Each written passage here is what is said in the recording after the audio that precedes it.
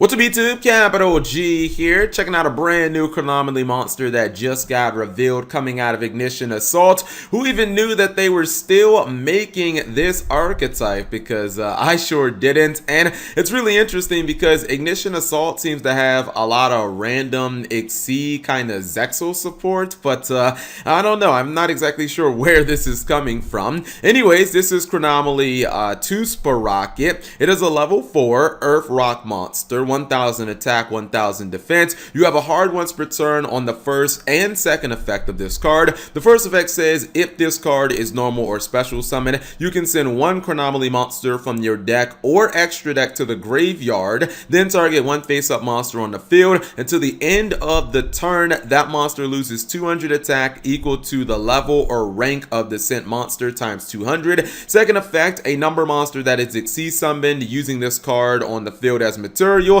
gains this effect. This card can make up to 2 attacks on monsters during each battle phase. So this is actually a situation where you have Konami giving an excellent card to an old archetype that is basically kind of like borderline unsavable. Chronomaly, I always thought, just kind of had like one really strong card, that being Chronomaly Niburdis, which was the Stratos for the archetype, but could also summon itself from the graveyard for free, and they didn't really have much else to work with. And this card synergizes exceptionally well with Niburdis because you can just summon this, drop Niburdis into the graveyard, Niburdis will instantly summon itself from the graveyard, and then you have a rank 4 Exceed monster just for your normal summon. And you could potentially go for, double attacks if you do make a number monster. All the Chronomaly monsters happen to be number monsters, so it obviously empowers all the XC monsters in its archetype. I also kind of think the attack loss effect is really good as well because it can target your opponent's monsters. So you can send, I don't know, Niburdis to the graveyard, debuff one of your opponent's monsters, make it lose 800 attack, or you could even go for a spicy play where you send one of your really high ranked monsters to the graveyard and you're not even looking to bring that monster back or use it in any way. You're just looking to take a bunch of